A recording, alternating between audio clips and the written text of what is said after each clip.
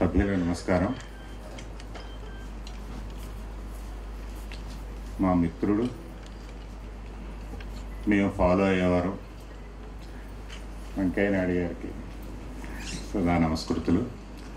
ఇంకా సామవేదం గారు, చలాకి రఘునాథ్ శర్మ గారు, ఉత్తమ వ్యక్తులు పివిఆర్కే ప్రసాద్ గారు, భాస్కర్ రావు గారు, మా వ్యాఖ్యానకర్త సాంప్రతి సురేంద్ర గారు, వీరందరికీ, సభలో ఉన్న పండిత వర్గంలో ఉన్న వారందరికీ నా నమస్కృతులు.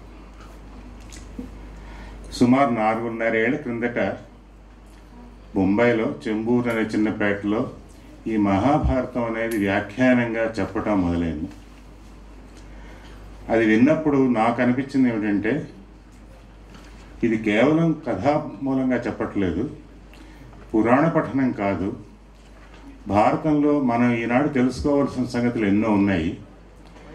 ఇవి ఆనాటికి ఎన్ని వేల ఏళ్ల నాటి రచించినదో వేదవ్యాసుల వారు మనం చెప్పలేం, కానీ అప్పుడు రాసింది, అందులో నిక్షేపించినవి ఈరోజు కూడా మన కుటుంబ నియంత్రణ, మన సమాజం,